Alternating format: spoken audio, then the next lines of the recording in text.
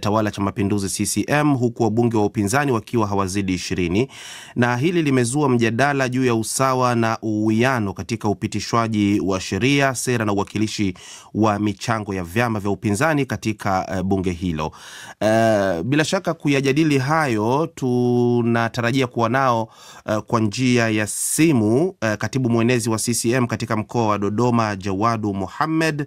Tunaendelea kuwatafuta Gibson Ole Mesiaki aliyewahi kuwa mbunge wa Chadema huko Arumeru Magharibi, Arusha, pamoja na mchambuzi wa siasa za Tanzania Gwandumi Mwakatobe. Na Jawadu, kama unanisikia, nianze na wewe ambaye tumefanikiwa kukupata mwanzo. Unadhani wewe kama mwanachama wa CCM, kwanza unalizungumziaje bunge hili? Maoni yangu mimi, kwanza nashukuru kwa kunialika, lakini kwa kweli mimi nachukulia bunge hili kama bunge ambalo litakuwa bunge imara, kwa sababu linatokana na chama imara. Ni bunge ambalo licha ya kwamba yako maoni kwamba linadhibitiwa na chama kimoja, lakini huko ushahidi pia kwamba si wakati wote bunge kuwa na vyama vingi ndicho kipimo cha ufanisi. Kwa hapa Tanzania tumeshuhudia kwa mfano kipindi cha mwaka 2000 mpaka 20 mpaka 25 maendeleo makubwa sana katika kila nyanja, katika miradi mikubwa ya ujenzi, katika miradi mikubwa ya reli, katika miradi mikubwa ya viwanja vya ndege, katika miradi mikubwa ya afya, katika miradi mikubwa ya kuimarisha maisha ya watu. Lakini ni kipindi hicho ambacho bunge ambalo lilikuwa linasimamia serikali linatokana karibu kwa 95% na zaidi na chama kimoja. Kwa hiyo mimi la kwanza kwamba bunge kuwa na chama kimoja sichukuli kama ni kigezo cha kuonesha kwamba bunge hilo halitowajibika wala halitosimamia sauti za watu, kwa sababu bunge linatokana na watu, na kama watu ndio wanaobeba demokrasia na wao ndio wameamua kwamba Naam, tumepoteza mawasiliano na Bwana Jawadu.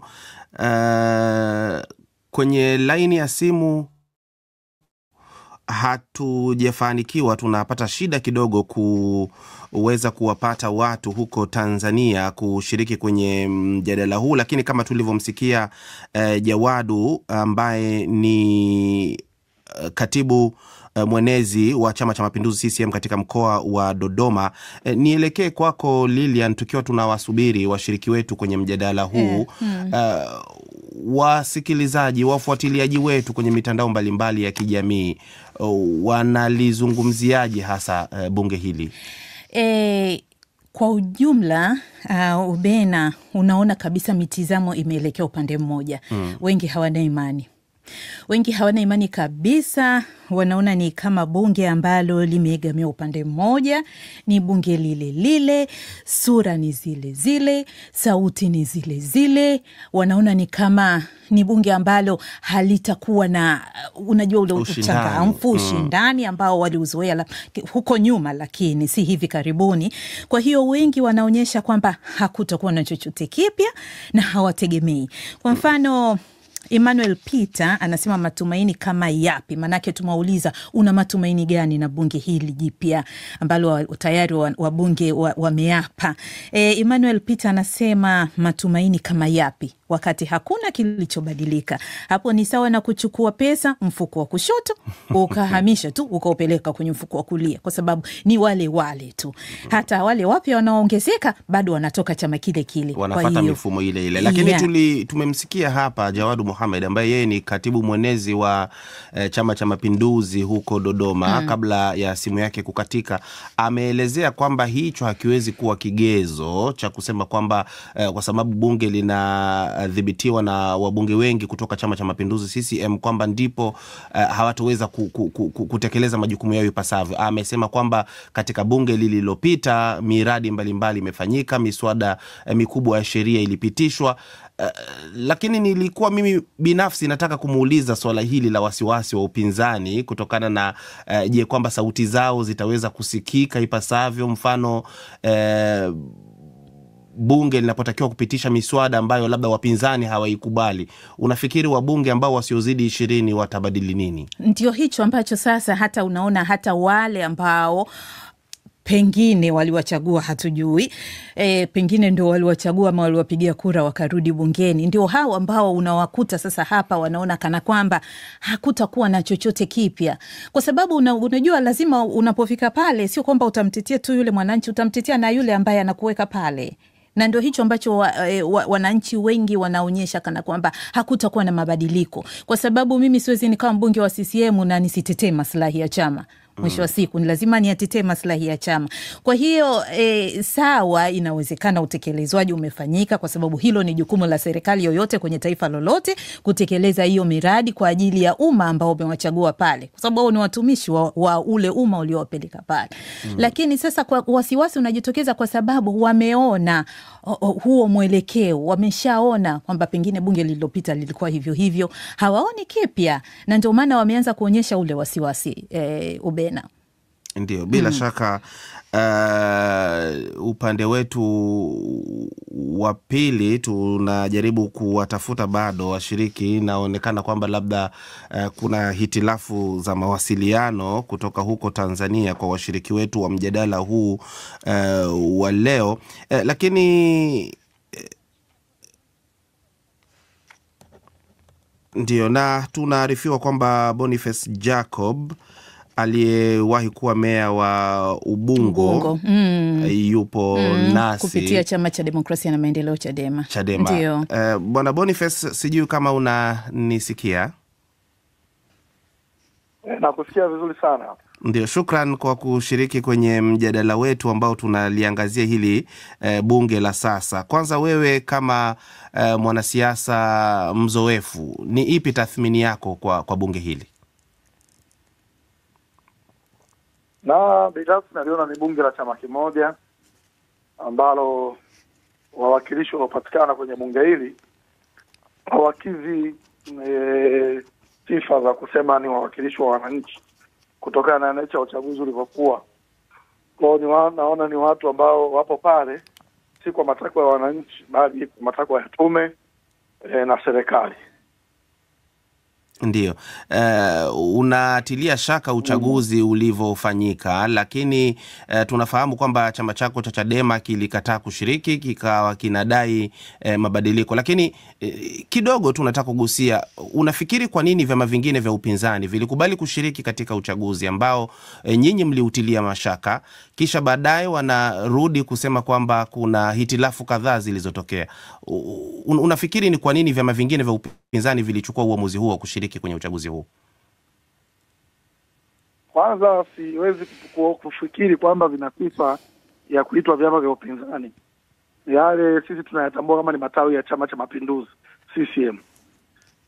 Vyama vile vimeshiriki, lakini unakuta havijawahi kupata hata mwenyekiti wa kitongoji, havijawahi kuwa na mwenyekiti wa serikali ya mtaa au kijiji, havijawahi kuwa na diwani, havijawahi kuwa na mbunge. Kwa hiyo lakini vinapokuja kwamba vinatakiwa kushiriki uchaguzi wa ugombea urais, wanagombea wanashiriki, na wao wanaamini wanaweza wakashinda urais? Hapana. Ni kwa sababu CCM walitengeneza vyama vile katika mazingira ya kuwadaa umma kwamba kuna uchaguzi wa vyama vingi ili wapinzani ambao wana sapoti ya wananchi wengi watakapogombea uchaguzi wawe na vyama mbadala vya kufanya mazingao mgeresha kufanya ionekane kuna uchaguzi ingara inakuwa kuna uchaguzi. Na ndio maana unaweza ukaona baada ya matokeo wote wameshiriki uapishwaji wa rais, hawajasusia kwenye upigaji wa kura, hana malalamiko yoyote. Yaani hajawahi kuwa na mawakala, hajafanya kampeni na mawakala wake hawajafanyiwa jambo lolote. Sasa hiko hakiwezi kuwa ni chama cha siasa. Ndio, tunarejea kwako Bwana Jawadu. Tulikusikia mwanzoni, Jawadu Mohamed, wewe ukiwa ni katibu mwenezi wa CCM huko katika mkoa wa Dodoma. Tumesikia wasiwasi wa upinzani kutokana na uwakilishi mdogo wa bunge wa upinzani, lakini ulijitetea mwanzoni na kusema kwamba hiyo haiwezi kuwa kigezo kwamba bunge hili litashindwa kufanya kazi zake. Lakini Bwana Jawadu, kama unanisikia, unafikiri wabunge kutoka chama chako watapata kweli ushindani unaohitajika ili kupata ile ari ya kuwa na mawazo kinzani yanayoweza kuwa na tija katika bunge? Kweli ushindani huwa hautokani tu na uwepo wa mtu mnayepingana ndani ya chombo hicho cha kutunga sheria. Upinzani na ushindani hutokana na changamoto zilizoko mbele. Ni wakati huu ambao taifa letu linahitaji maendeleo makubwa, ni wakati huu sayansi na teknolojia imeendelea sana, ni wakati huu ambao mawazo mbadala duniani na taifani yameongezeka. Kwa hiyo mimi nadhani kinacholeta ushindani na kitakachowafanya wabunge wa Chama cha Mapinduzi wafanye zaidi kwa ajili ya wananchi, wafanye zaidi kwa ajili ya taifa lao, wafanye zaidi katika kuleta ustawi wa kila mmoja, ni haja iliyoko mbele yetu, ni matamanio yaliyomo ndani ya ilani ya chama chao, lakini matamanio yaliyomo ndani ya mipango ya taifa letu. Kwa mfano, tunayo dira ya taifa inayoelekea 2050 inayotaka taifa la Tanzania liwe na pato la dola trilioni 1 za Kimarekani. Sasa hii haiwezi kutokea mpaka kuwepo na kasi ya maendeleo, kuwepo na nishati bora, kuwepo na elimu bora, kuwepo na biashara, mazingira mazuri, kuwepo na utawala mzuri wa sheria, kuwepo na uhuru wa watu. Haya yote yanawafanya wabunge kuwa na sauti ambayo itajilazimisha tu kuendana na kile ambacho Watanzania wanataka. Kwa hiyo mimi sifikiri na sikubaliani na mtu anayesema kwamba ili wabunge walete maendeleo, ili wawasemee watu, lazima bunge hilo liwe na vyama vingine pengine vingi vya upinzani. Na hakuna kwa kweli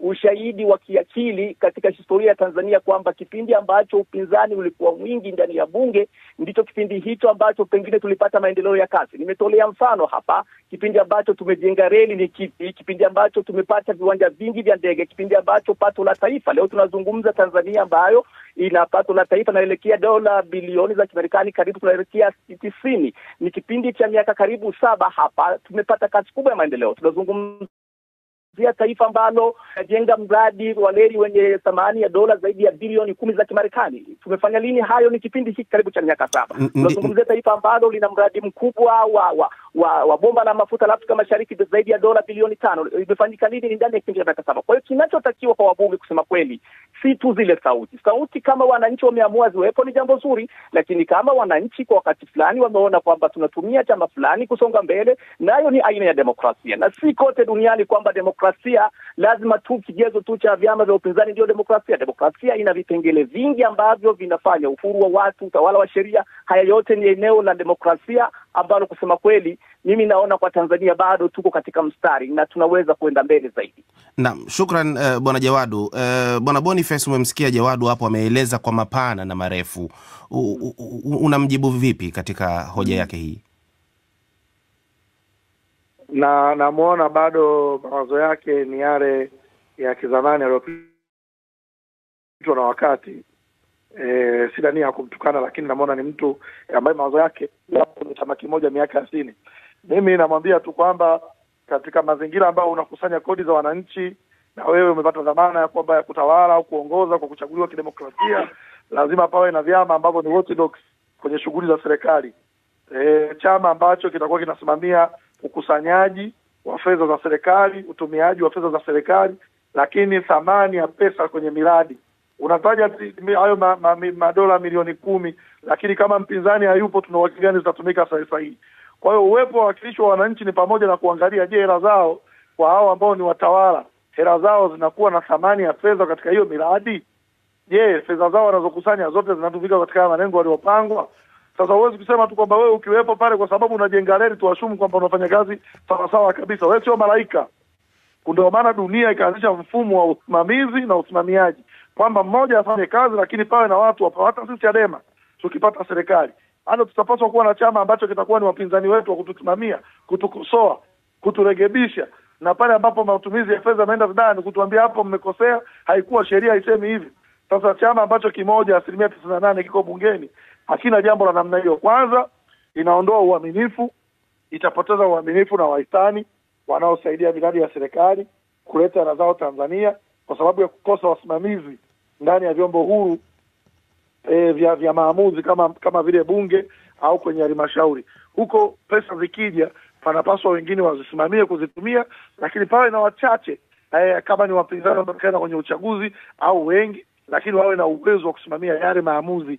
Fedha hiyo imeenda kufanya vile vile kitu ambacho waliazimia kwenye kikao, na je, thamani ya mradi ni vile vile fedha ambayo imeonekana kwenye makaratasi?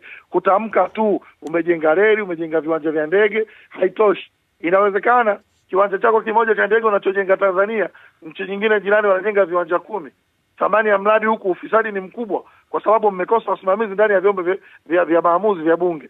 Kwa hiyo kujenga au kusema unaonesha kitu hakitoshi peke yake.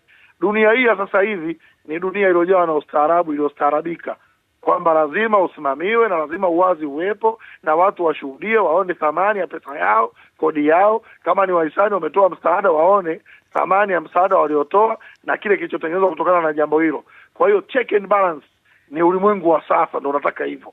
Kuwaza kwamba ulikuwa na chama kimoja ulijenga reli mwaka 60, hayo ni mawazo yashapitwa na wakati, sio dunia hii sasa hivi.